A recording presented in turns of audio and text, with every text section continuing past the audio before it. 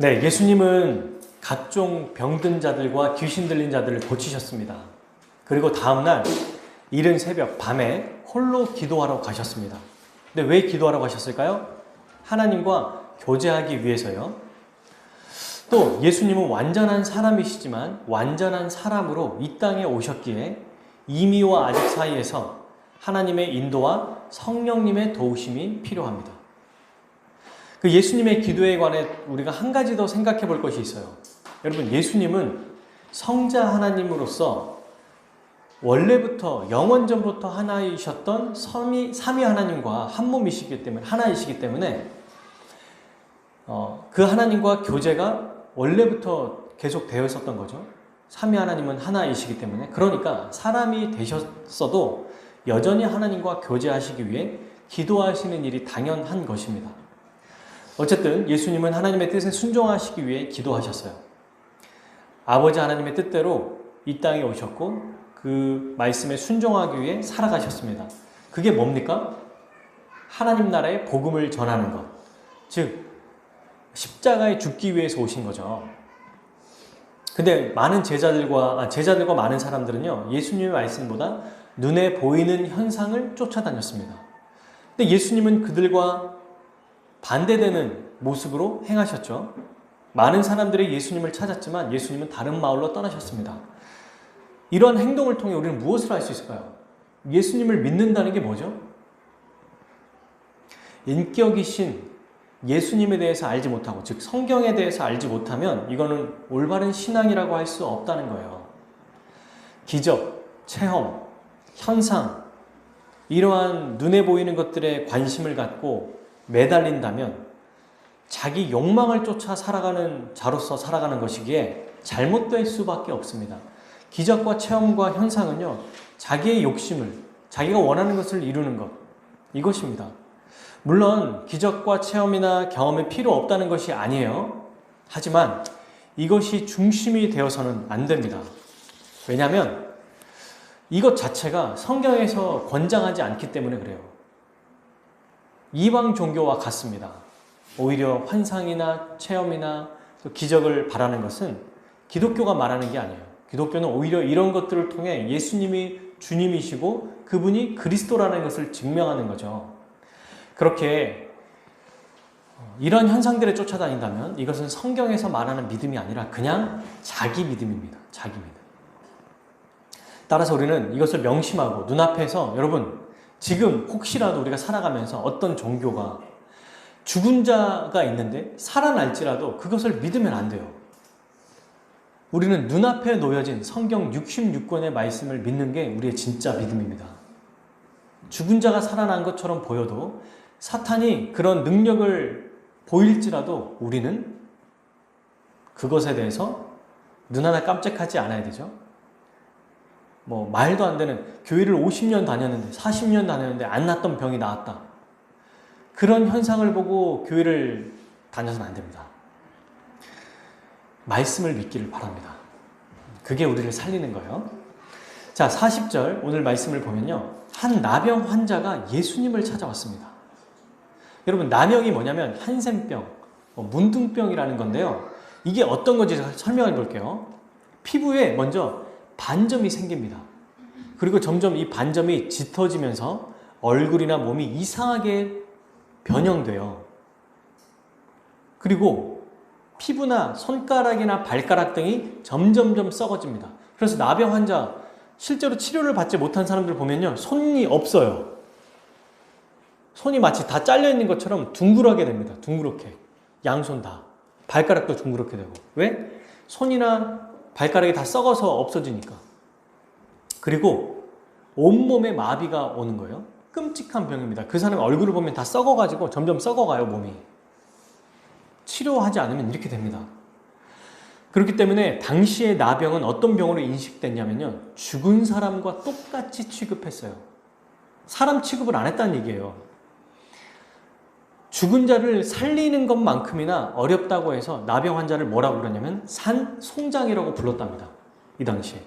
레위기 13장 44절부터 46절까지 실제로 율법에서 나병을 어떻게 표현하는지가 나옵니다. 자, 한번 찾아볼까요? 우리 말씀을 그대로 두고. 오늘은 성경 말씀을 2군데 정도만 찾아볼 건데요. 자, 구약, 창세기, 출애굽기, 레위기죠. 그렇죠. 그 레위기 13장이에요. 레위기 13장. 이 나병이 많이 나와 있는데 그 중에 44절부터 46절까지만 함께 읽어보겠습니다. 자, 읽겠습니다. 시작. 이는 나병 환자라 부정하니 제사장이 그를 확실히 부정하다고 할 것은 그 환부가 그 머리에 있음이니라. 나병 환자는 옷을 찢고 머리를 풀며 윗입술을 가리고 외치기를 부정하다 부정하다 할 것이요 병 있는 날 동안은 늘 부정할 것이라. 그가 부정한즉 혼자 살되 진영 밖에서 살지니라. 아멘. 나병 환자는요, 제사장을 통해서 그 공동체 안에서 공식적으로 부정한 자로 선포됐습니다. 여러분, 그리고 어떻게 했냐면요, 45절에 보면 옷을 찢어요. 지금 정상적인 모습이 아니죠. 딱 봤을 때 이상하다? 그러고 머리를 풉니다. 머리를 따는 게 아니라 풀어 헤쳐야 돼요. 그리고 윗입술을 가려요. 이 자체가 부정하다는 걸 가려야 되니까. 그리고 뭐라냐면 사람들에게 다니면서 나는 부정하다, 부정하다고 외치는 거예요. 그리고 병이 나을 때까지 부정한 자로 살고요. 46절이죠. 혼자 삽니다. 진영 밖에서 삽니다. 이 말은 보호받지 못한다는 거예요. 홀로 고립되게 혼자 산다는 얘기예요. 완전히 이스라엘 백성에서 쫓겨난 이방인과 똑같이 살아갑니다. 생각해 보십시오. 우리 중에 누군가 나병에 걸렸어요. 그러면 그동안에 이 사람이 살았던 평판, 이 사람이 했던 행동, 행위 또는 직업, 사는 곳, 직장 동료, 심지어 가족까지 완전히 박탈당해요. 가족까지 혼자 살아야 돼요. 왜냐하면 전염되기 때문에 그래요. 그래서 완전히 분리돼야 됩니다. 자, 나병 환자 걸린 사람 가족들 가세요가 아니라 한 사람이 아이가 걸리면 그 아이 혼자 내쫓겨 나가는 거예요. 그러면 뭘 기다릴까? 먹을 게 있겠습니까? 아니면 거기에 따뜻한 잠자리가 있겠습니까? 그냥 그렇게 비참하게 죽어가는 수밖에 없어요. 물론 나병 걸린 사람들끼리 살아갔겠죠. 지하에 살았거나 몰래 어디 숨어 살았겠죠. 사람들에게 걸리기라도 한다면 이 병에 전염될까 봐 돌팔매질을 당했어요. 맞아 죽었다는 얘기예요. 가까이 가지도 못해요. 여러분, 지금 코로나 걸리면 몇 미터, 한 2m, 최소 1m, 2m라고 하잖아요. 이 당시에는 50걸음. 정상인의 50걸음 뒤에 있었어야 돼요. 근데 만일에 조금이라도 가까이 갔거나 또는 근접하게 있다면, 마을에 내가 있으려고 만약에 있다면 맞아 죽었어요. 그냥. 가까이 있어도 못 맞아. 돌로 맞아 죽는 거야. 이런 일이 비일비재했습니다. 당시에 예전에는. 생각해 보세요. 갑자기 병에 걸린 것도 억울할 텐데 모든 사람에게 분리되고 가족에게까지도 버림받아요. 이건 하루아침에 일상생활 자체가 불가능하게 돼요. 근데 여러분, 오늘날 생각해보면 이런 큰 병에 걸린 사람도 가족은 함께 있어요. 아니, 가족이 못 있으면 코로나도 의사와 간호사는 함께 있단 말이에요. 병원이라는 곳이 있다는 겁니다. 당시에는 없었어요. 무조건 쫓겨났습니다. 그러니 아무런 이유 없이 경멸의 대상이 되었습니다. 안전하지도 않고 먹을 것도 없어요. 그냥 죽기만을 바라는 자였습니다. 왜냐하면 당시에는 이 나병이 하나님께 저주받은 병이라고 생각했기 때문에 그래요. 그러니 여러분, 신앙생활조차도 못해요. 차라리 지금과 같으면 나병 환자들이 모여있는 곳에 교회라도 있지 않습니까? 없어요. 그때는. 유일하게 다 버려도 우리 주님은 날 버리시지 않겠지, 이런 것도 없었다고. 하나님께 버림받은 병이었으니까 예배 자체도 드릴 수 없었습니다. 와, 이건 정말 생각해보면은 우리가 상상할 수 없는 절망과 비참함, 좌절 속에 살았던 거예요. 이 고통을 과연 우리가 알 수 있을까요? 없어요. 이런 병에 걸릴까봐 얼마나 노심초사하고 두려울까요? 여러분, 우리가 코로나 환자들만 봐도 그렇잖아요. 안 걸릴까봐. 걸리는 사람이 만약에 여기 있다? 당장 다 떠날 겁니다. 실제로 제가 아는 목사님의 가족 중에 한 분이 코로나에 걸린 적이 있거든요. 근데 그분이 걸린 건 아니죠. 그 교회에 걸린 분이 계셨어요. 그런데 이분이 교회 직원이시다 보니까 코로나 걸린 분과 접촉을 한 거예요.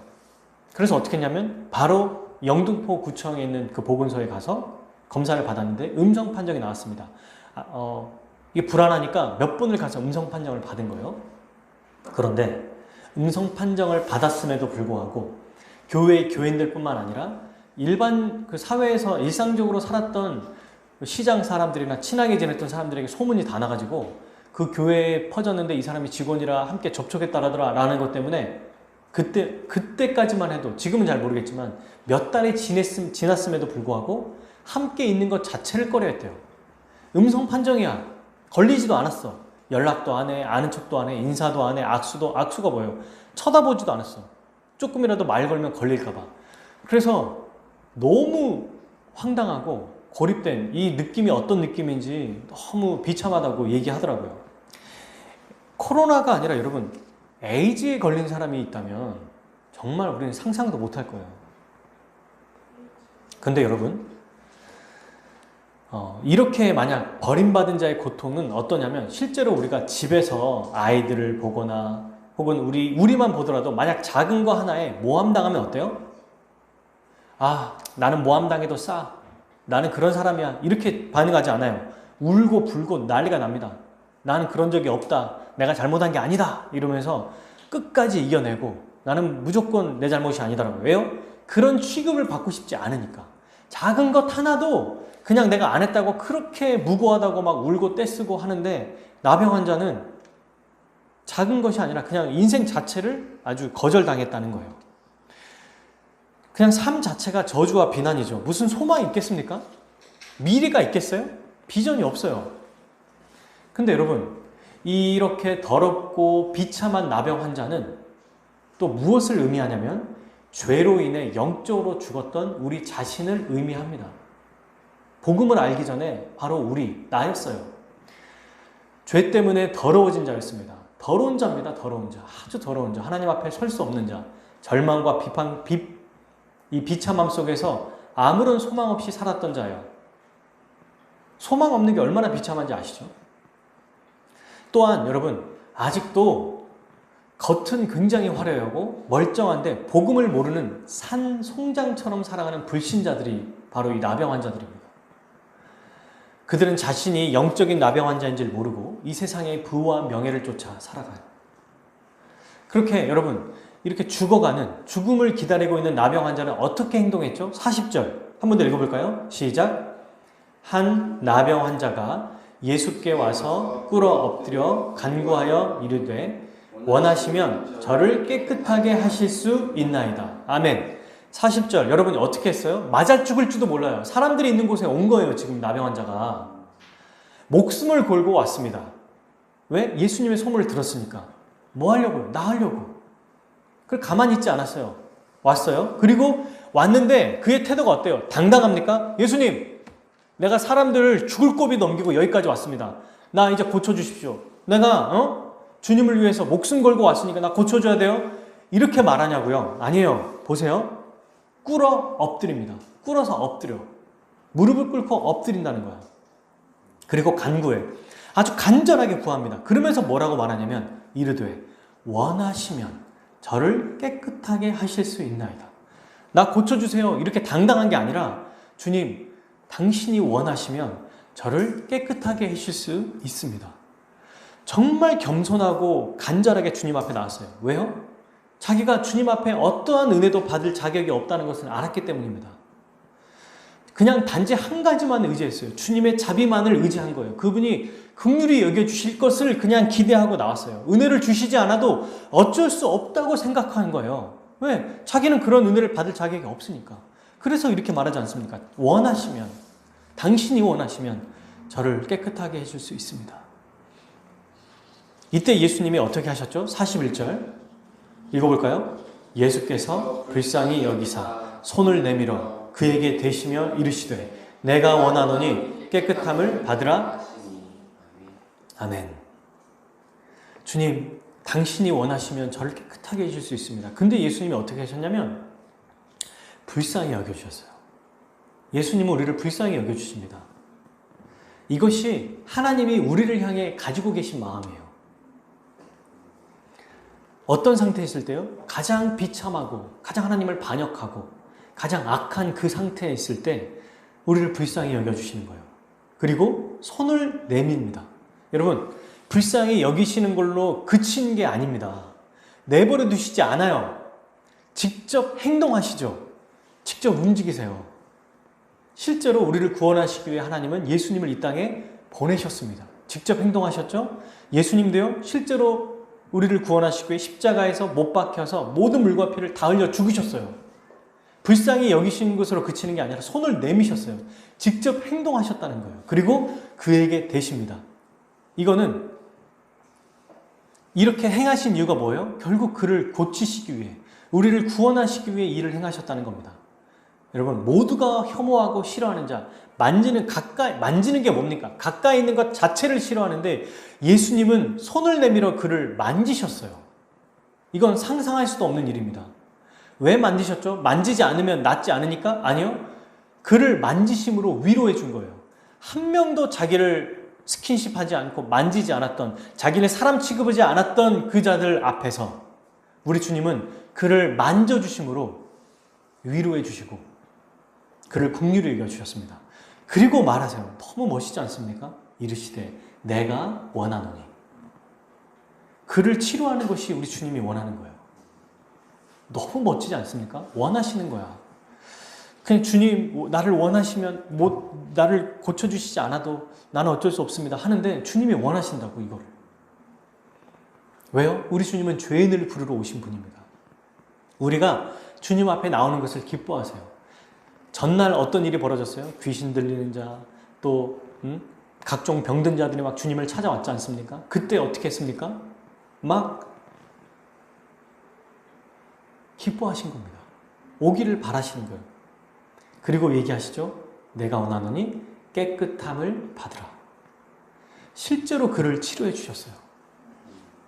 우리를 깨끗하기 위해서 이 땅에 오신 거 아닙니까?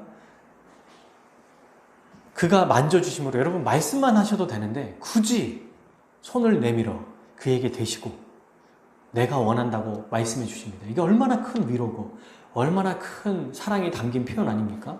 그리고 깨끗함을 받으라고 말씀하셨어요. 여러분, 이스라엘 백성은 아까도 말씀드린 것처럼 나병 환자를 피했어요. 왜냐하면 율법 레위기 13장에 그를 만지면 이 부정한 자 때문에 나병 환자의 그 병이 실제로 옮기지 않아도 함께 부정한 자가 되기 때문입니다. 그래서 그가 앉은 자리, 그가 마시는 물컵 다 만지면 안 돼요. 그런데 예수님은 어떻게 하셨죠? 저리 가! 나가! 이러지 않고, 혹은 가까이 하시지 않고 말씀만 하셔도 되니까, 그래 내가 너를 고쳐주마, 이렇게만 말씀을 하셔도 되는데 귀신 들린 자에게 그렇게 하셨잖아요. 꺼져! 이렇게만, 이게 잠잠하고 나와! 이러는데 이 나병 환자에게는 직접 만져주셨고 말씀하셨습니다. 근데 놀라운 일이 벌어졌죠? 예수님이 나병 환자를 만지니까 예수님이 부정해진 게 아니라 오히려 나병 환자가 깨끗해졌어요. 거꾸로 됐습니다. 왜요? 어떻게 이런 일이 가능하죠? 예수님이 바로 신적 권위를 가지신 하나님이시니까. 그분 앞에 나오면 우리도 깨끗함을 입는다는 겁니다. 우리도 거룩하게 된다는 거예요. 정말 놀라운 일 아닙니까? 만지는 자는 더러워지는데 오히려 그가 깨끗해져요. 여러분, 그러므로 과거의 현재 내 과거의 상태가 어땠는지, 현재 내가 어떠하든지 상관없이 우리 주님께 나와야 됩니다. 움츠려 있거나 피하지 말고요. 주 앞에 나오십시오. 그게 우리 주님이 기뻐하시고 그때 우리 주님이 받아주실 거예요. 근데 주님 앞에 나갈 때 어떤 마음과 태도여야 되죠? 어떤 마음과 태도여야 됩니까? 먼저 우리 주님이 은혜 주실 것을 간절히 간구하는 마음이 있어야겠죠. 그런데 나병 환자의 모습을 보십시오. 간절해요. 그리고 겸손합니다. 제가 신앙생활에 가장 위험한 게 무엇일까 생각했더니 교만이었어요. 자신이 그동안 했던 행동들을 하나의 공로로 생각하는 것, 그게 얼마나 무서운지 또 한 번 알게 됩니다. 이것은요, 은혜가 아니면 할 수 없는 일인데 마치 자기가 이런 일을 했기 때문에 자기의 신앙의 이 공로를 인정하는 순간 10계명의 제1계명을 어기는 것, 다른 신을 섬기는 거예요. 자기의 신을 섬기는 거죠. 교만이 정말 하나님이 가장 미워하시는 겁니다. 교만은 하나님을 의지하지 못하게 해요. 자신을 의지하는 거죠. 생각해 보십시오. 교만한 자가 하나님께 온전히 예배드릴까요? 온전히 감사할까요? 온전히 경배합니까? 아니에요. 자기가 했기 때문에 이 정도는 마땅하다. 하나님께 온전히 은혜를 간구하지 않아요. 이 정도는 해줘야 되는 거 아니에요? 내가 그동안 신앙생활 이렇게 해왔는데, 내가 지금껏 이렇게 살아왔는데, 내가 한 게 얼만데, 뿌린 게 얼만데, 이 정도 해야 되는 거 당연한 거 아닙니까? 라고 하는 순간 그 사람은 하나님의 은혜를 모르는 자라는 거예요. 만약 그런 마음이 있다면 지금이라도 당장 돌이켜야 됩니다. 회개해야 돼요. 교만이 가장 큰 죄입니다. 하나님의 은혜를 받지 못하게 하는 가장 큰 죄예요. 여러분, 누가복음, 우리 한 구절만 더 한번 찾아볼게요. 누가복음 18장 10절에서 14절 한번 찾아봅시다. 누가복음 18장 10절에서 14절. 18장 10절에서 14절.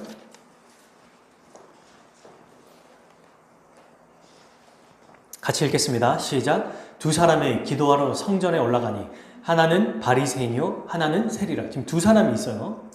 11절.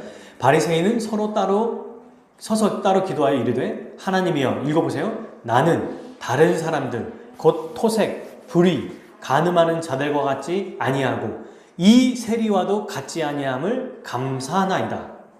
나는 일에 2번씩 금식하고 또 소득의 11조를 드리나이다 하고. 여러분, 이게 바리새인의 기도예요. 지금 뭐라고 말합니까? 서서 따로 기도해요. 부정한 자니까, 세리는. 그리고 뭐라고 말해요? 하나님, 나는 다른 사람들처럼 악한 일을 하지 않았어요. 나쁜 짓 안 했습니다. 간음도 안 했어요. 착하게 살았어요. 그리고 저 세리 같은 놈과 같이 행하지 않았습니다. 그리고 일주일에 2번씩 금식해요. 대단한 거 아니에요? 또 소득의 11조를 드려요. 계속. 근데 13절 읽어볼까요? 세리는 멀리 서서 감히 눈을 들어 하늘을 쳐다보지도 못하고 다만 가슴을 치며 이르되 하나님이여, 불쌍히 여기소서. 나는 죄인이로소이다 하였느니라. 세리는 어떻게 하냐면 가까이 가지를 못해요. 자기가 죄인이니까. 그리고 감히 하늘을 쳐다보지도 못합니다. 하늘이란 말은 하나님이 계신다고 생각하기 때문에 쳐다보지 못하고 가슴을 쳐요.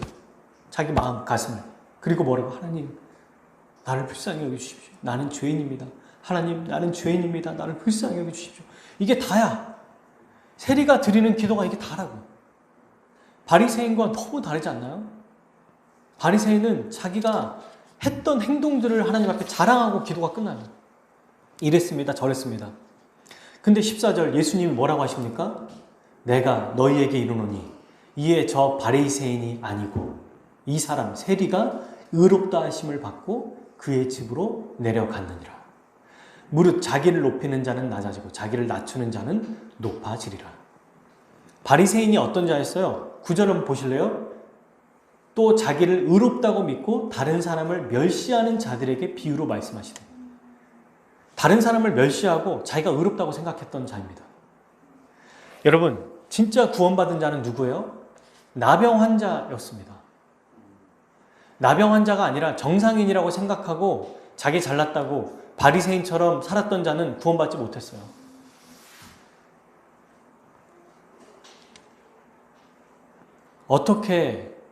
어떤 자들을 주님이 기뻐하시죠?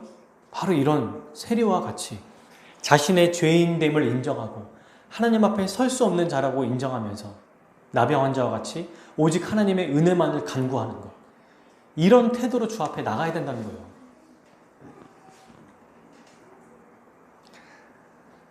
근데 여러분, 나병 환자가 한 가지 더한 것이죠. 세리도 이런 모습이 나타나요. 그가 이런 자인데 굳이 성전에 가지 않습니까?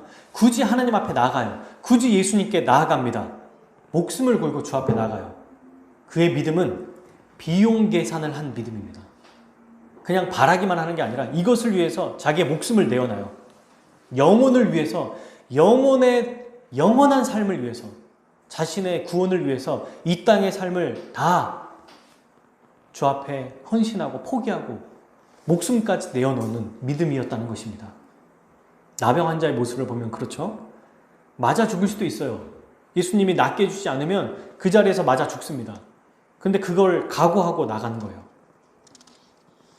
그리고 그렇게 되자 어떻게 됐어요? 다시 오늘 본문으로 돌아와서 42절, 마가복음 1장 42절 다시 돌아오면요, 곧 나병이 그 사람에게서 떠나가고 깨끗하여 진지라. 아멘. 실제 나병이 나왔어요. 완전히 회복됐습니다. 그 즉시 치료가 됐습니다. 여러분, 나병은 하나의 표현이에요. 오늘 이 본문에 보면 제일 많이 반복되는 표현이 뭘까요?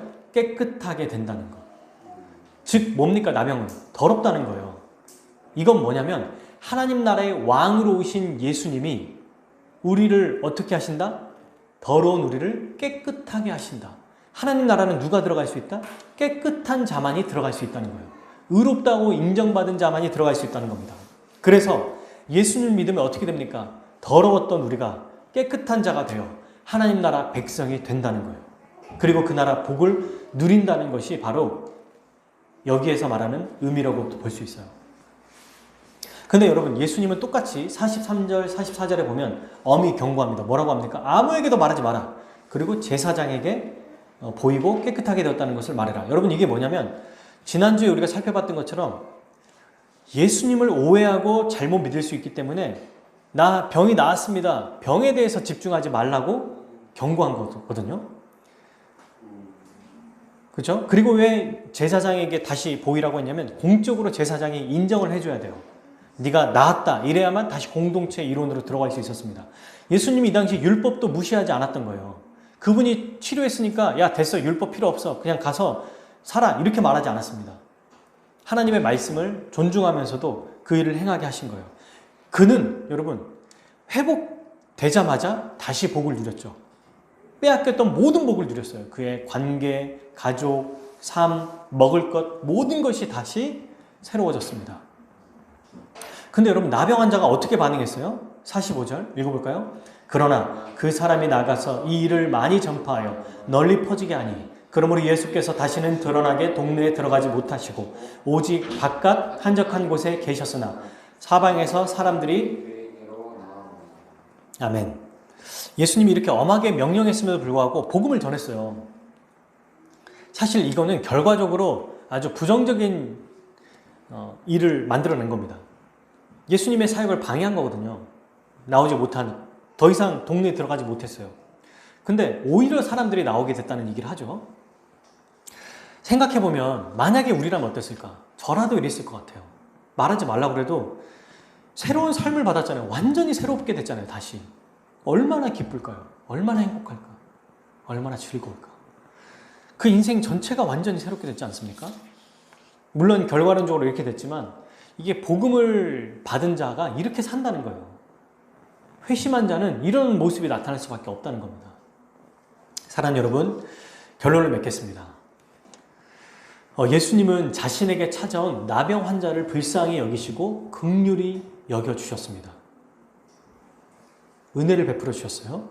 이것은 예수님의 일방적인 은혜와 사랑입니다.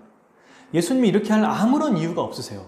하지만 우리를 사랑하셔서 값없이 한없는 은혜를 베풀어 주셨습니다. 이 은혜로 우리는 구원을 얻었어요. 그래서 천국의 복을 누리며 살아가고 있습니다.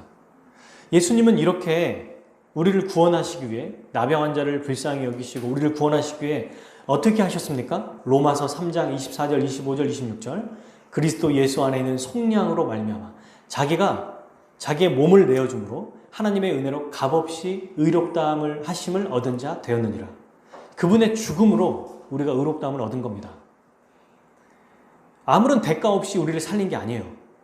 25절 이 예수를 하나님의 그의 피로써 믿음으로 말미암는 화목제물로 세우셨으니 이는 하나님께서 길이 참으시는 중에 전에 지은 죄를 간과하심으로 자기의 의로우심을 나타내려 하심니 죄를 길이 참은 다음에 예수님 화목제물로 세우셔서 그에게 다 쏟아 부으셨던 거죠. 모든 인류의 죄를 다 쏟아 부으셨어요. 26절 그래서 곧 이때에 자기의 의로우심을 나타내사 자기도 의로우시며 또한 예수 믿는 자를 의롭다 하려 하심이라. 십자가에서 완전히 해결되었기에 이제는 그분을 믿는 자는 그리스도와 연합해서 죄 없다고 인정을 받습니다. 흠없고 거룩한 자로 만들어 주십니다. 이건 갑자기 일어난 일이 아니에요. 하나님의 은혜로 우리를 택하셨고 영원전부터 계획하신 것입니다. 예수님이 길 가다가 갑자기 나병 환자가 나타난 게 아니라 이건 영원전부터 하나님이 계획하신 일이라는 거예요. 에베소서 1장 4절 곧 창세전에 그리스도 예수 안에서 우리를 택하사 우리로 사랑 안에서 그 앞에 거룩하고 흠이 없게 하시려고. 네, 거룩하고 깨끗한 자로 만드셨어요. 깨끗하게 만드시기 위해 이 땅에 오셨습니다. 근데 이것이 영원전부터 일어난 일이라는 겁니다. 이걸 기억해야 돼요. 이게 큰 은혜입니다. 오늘도 우리 주님 앞에 주님은 나오길 원하세요. 누구든지 불쌍히 여겨주시기를 원하십니다. 불쌍히 여겨주시고요. 그러므로 사랑하는 여러분, 우리에게 은혜를 베풀어 주시는 우리 주님 앞에 나아갑시다. 날마다 나아갑시다. 어떻게 나가야 될까요? 나병 환자와 세리가 했던 것처럼 주님 앞에 나가야 돼요.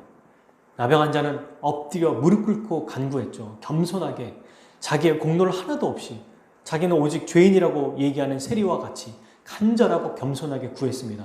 하늘을 쳐다보지도 못했어요. 가슴을 쳤어요. 하나님, 나는 죄인입니다. 불쌍히 여겨주십시오.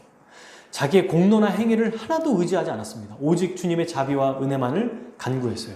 근데 여기에 한 가지가 더 있죠. 우리 주님이 대가 없이 그냥 우리의 구원을 이루신 게 아니라 엄청난 사건을 통해 자기의 목숨을 내어주신 것처럼 우리 또한 이 은혜를 얻는 것은 거저지만 그러나 이 믿음은 비용을 계산하는 믿음이라는 거예요. 목숨을 거는 것, 자기의 모든 것을 걸고 주 앞에 나오는 것, 그런 자에게 우리 하나님은 영원한 하나님 나라를 허락해 주십니다. 이걸 기억해야 돼요. 목숨을 걸어야 영원한 나라를 허락해 주십니까? 아니에요. 은혜를 주십니다. 그리고 그 은혜를 통하여 어떤 믿음을 갖게 하시냐면 비용 계산하는 믿음을 갖게 하세요. 그러니 우리의 믿음, 하나님 편에서는 은혜지만 우리 편에서는 우리의 모든 것보다 더 중요해야 된다는 거야. 신앙생활이, 우리의 믿음이. 이 두 가지가 공존합니다. 먼저 하나님의 은혜가 더 크죠. 그러나 우리가 믿어야 돼요. 나와야 돼요. 비용을 계산하는 믿음이어야 합니다. 사랑하는 여러분, 우리가 어려운 일이나 힘든 상황이 있을 때 어떻게 될까요? 주님 앞에 나와야 됩니다. 우리 주님께 인생을 맡깁시다. 모든 현실의 어려움과 문제를 우리 주님이 다 아세요. 그리고 그분 앞에 겸손하게 나아갈 때, 간절하게 나아갈 때, 그리고 주님이 이루실 것을 믿는 이 전능하신 믿음을 갖고 나아갈 때, 비용 계산하는 이 믿음을 가지고 나아갈 때 우리 주님은 우리 애를 긍휼히 여겨 주실 것입니다. 그래서 여러분, 이 문제를 통해서 더욱 우리가 간절하고 겸손하게 만들어 주실 거예요. 여러분, 문제 자체를 집중해서는 안 돼요. 문제를 해결해 주시니까 주님 앞에 나아가야지 해서 그 문제를 가지고 이걸 해결하기 위해서 나오는 게 아니라 오히려 문제를 통해 주님 앞에 나아가야 돼요. 주님을 의지하고 그 뜻대로 살아가는 것이 문제를 해결된 것과 해결되지 않는 것보다 훨씬 더 중요합니다. 이 땅의 문제는 곧 없어지고 사라져요. 아무것도 아니에요. 뒤돌아보면 진짜 별거 아니구나. 뭐 이것 때문에 내가 이랬지? 영혼의 삶이 더 중요합니다. 우리 아이들에게도 마찬가지죠. 우리에게도 마찬가지예요. 그러니 여러분, 이 은혜를 우리가 믿고 간구하며 살아야 돼요. 이 은혜는 어디서 선포됩니까? 어디서 주어지죠? 교회를 통해 선포돼요. 왜? 우리 주님이 세우신 교회, 이곳에서 하나님 나라 복음이 선포되기 때문입니다. 오늘도 목회자를 통해 선포되는 말씀, 이 말씀을 받아들여야 돼요. 왜? 주님은 이걸 통해서 지금 대언하시기 때문입니다. 제 얘기가 아니에요. 우리 주님이 하신 말씀입니다. 그래서 그것을 아멘하고 받아들이는 자는 구원을 얻습니다. 오늘도 말씀이 선포될 때 아멘하고 받아들이는 자는 이 세상의 수많은 어려움을 이겨낼 뿐만 아니라 넘어서서 주를 의지하고 주의 뜻대로 살아가게 될 것입니다. 우리 중에 이렇게 말하는 분도 있겠죠. 전 이미 구원받았으니까 괜찮은데요? 이렇게 말할 수 없습니다. 왜요? 구원받은 자도 날마다 복음이 필요하기 때문입니다. 이번 주에도, 과거에도, 오늘 지은 죄도 여러분, 우리는 죄로 영원한 심판을 받아 마땅하거든요. 그런데 주님 앞에 나오면 이 모든 것들을 그의 십자가로 다 용서해 주십니다. 그러므로 교회에서 선포된 주의 말씀을 의지합시다. 그리고 말씀으로 함께 아멘하고 받아 한몸돼 살아가는 성도들, 교회를 의지합시다. 그럴 때 나병 환자와 같이 회복되어 날마다 기쁨과 즐거움을 이 땅에서 또 누리며 살아가게 될 것입니다. 슬픔이 변하여 기쁨이 되게 하실 거예요. 마지막으로 제가 시편 30편 10절에 12절 읽고 마칠게요. 시편 30편 10절에 12절. 여호와여 들으시고 내게 은혜를 베푸소서. 은혜를 베푸라고 지금 간구하죠. 여호와여 나를 돕는 자가 되소서 하였나이다. 주님, 나를 도와주십시오. 그랬더니 어떤 일이 벌어져요? 11절. 주께서 나의 슬픔이 변하여 내게 춤이 되게 하시며, 춤이 된다는 건 기쁨이 됐다는 얘기예요. 나의 배옷, 이것은 회개할 때 하는 거거든요. 배옷을 입는 건 벗기고 기쁨으로 띠우셨나이다. 아멘. 12절. 이는 잠잠하지 아니하고 내 영광으로 주를 찬송하게 하시니 여호와여 나의 하나님이여 내가 주께 영원히 감사하리라. 아멘.